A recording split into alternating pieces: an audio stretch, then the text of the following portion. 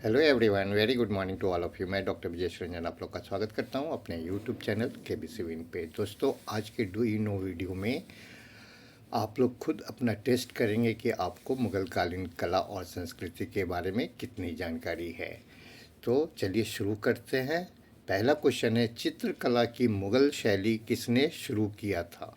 तो यहाँ शुरू करने की बात हो रही है, ना कि गोल्डन पीरियड। आप लोग को पता है कि गोल्डन पीरियड चित्रकला के लिए जहांगीर का टाइम था, लेकिन शुरुआत ये हुमायूं के टाइम में ही हो गया था। जब इंडिया से हुमायूं हार के फारस और अफ़गानिस्तान भाग गया था, तो वहाँ उन्हें दो चित्रकार मिले थे, मीर सैयद अली और अब्दुल समद, जो फारसी चित्रकार थे, और उन्होंने दोनों ने मुग़ल चित्रकला की शुरुआत की थी। तो पहला क्वेश्चन है, यदि आपको इसका आंसर पता था तो आप अपना टेस्ट खुद करेंगे।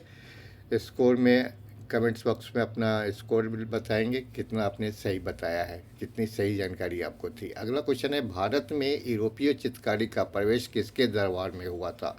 तो ये अकबर के टाइम में हुआ था। पुर्तगाली थे। पुर्तगालियों के माध्यम से अकबर के दरबार में यूरोपीय चित्रकला का प्रवेश हुआ था। इनमें मुगल चित्रकारों ने दो विशेषताएं ग्रहण की थी। पहला था व्यक्ति विशेष का चित्रण, और दूसरा किसी सीन में आगे जो चीज़ें दिखती हैं उनको छोटे आकार में बनाना। अकबर के दरबार में मिस्किन एक यूरोपीय शैली का चित्रकार था। नाम याद रखिएगा, मिस्किन। जहांगीर के शासनकाल को मुगल चित्रकला का स्वर्ण गोल्डन पीरियड, गोल्डन युग कहा जाता है। तीसरा सवाल संगीत से है। प्रातः काल में गाया जाने वाला राग कौन सा है?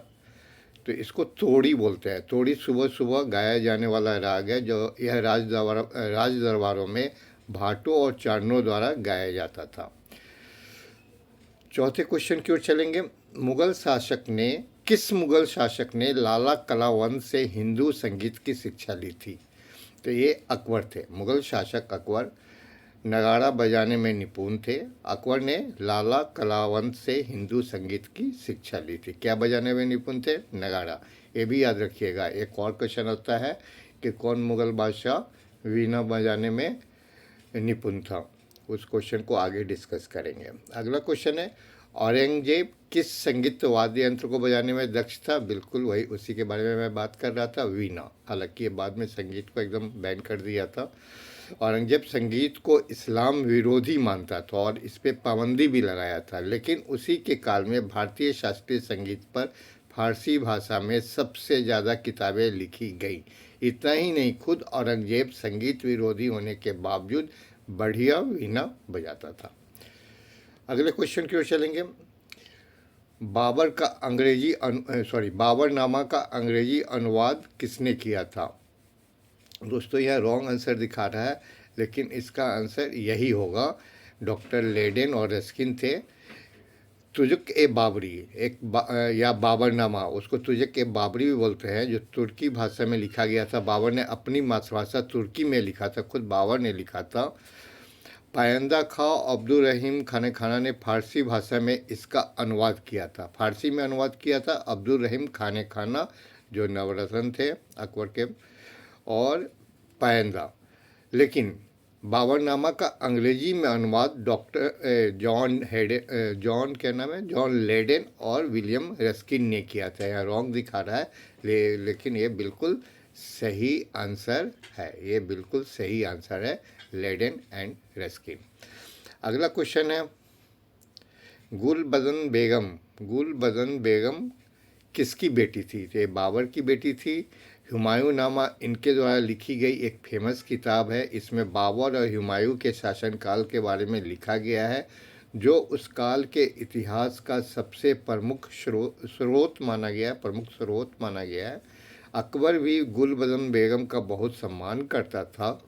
अकबर के ही कहने पे उसने हुमायूं नामा लिखा, ऐसा गुलबदन बेगम ने खुद इस किताब में लिखा है, हुमायूं नामा, जिसमें हुमायूं के बारे में और कुछ बाबर के बारे में भी जानकारी है। अगला क्वेश्चन है, इनमें से किसने हितोपदेश का फारसी में अनुवाद किया था? तो हितोपदेश संस्कृत में लिखी हुई बुक है, इसका फारसी में अनुवाद किसने किया था? ताजुल माली ने। साल 1450 ईस्वी के आसपास संस्कृत ग्रंथ हितोपदेश का फारसी भाषा में अनुवाद किया गया।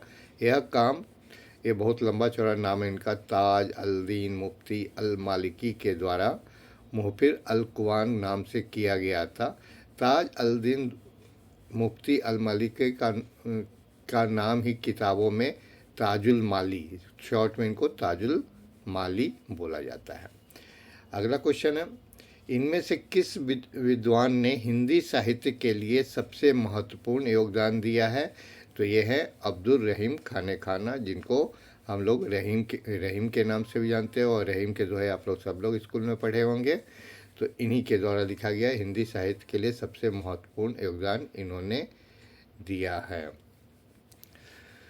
इनके बारे में थोड़ा सा पढ़ते हैं। अकबर का काल हिंदी काव्य का स्वर्ण काल कहा जाता है। अब्दुल रहीम खाने खाना फारसी, हिंदी, तुर्की, अरबी, संस्कृत तथा राजस्थानी भाषा के विद्वान थे। हिंदी काव्य के किसी भी इतिहास में खाने खाना का प्रमुख स्थान है। उनका प्रसिद्ध ग्रंथ रहीम सत्सई दोहों का संग्रह है। हाँ, रहीम इनका ही नाम था। लास्ट क्वेश्चन है आपके सामने, अनवर ए सुहेली ग्रंथ इनमें से किस बुक का अनुवाद है? ये बहुत अभी तक ये 10वां क्वेश्चन है, इसका भी आंसर मैं बता देता हूँ। पंचतंत्र जो लिखा हुआ आपके सामने, जिसका अनवर ए सुहेली है, जो फारसी में अनुवाद है। तो ये जो 10 क्वेश्चन है किसी न किसी कम्पिटिटिव एग्ज़ाम में पूछे गए हैं। जो पंचतंत्र है इसके बहुत सारे अनुवाद किए गए हैं। गजनवी काल में नसीरुल्लाह, इसको आप पढ़ लीजिएगा, नसीरुल्लाह मुंशी जो नीचे लिखा हुआ सिराजी ने कलीला ला दिमना बेरहमशाही के नाम से अलग अलग लोगों ने अलग अलग भाषा में इसका अनुवाद किया हुआ है। तो दोस्तों मैं फिर से बता रहा हूँ, ये 10 क्वेश्चन जो है किसी न किसी कम्पिटिटिव एग्ज़ाम में पूछे गए हैं, और ये आपको केबीसी और केएससी में यूज़फुल हो सकता है। आप अपना स्कोर कितना आप जानते थे ज़रूर से कमेंट्स बॉक्स में लिखिएगा। इस वीडियो में बस इतना ही। वीडियो पसंद आया तो लाइक कर देना। अभी तक सब्सक्राइब नहीं किया, प्लीज़ सब्सक्राइब कर लेना। Thank you very much.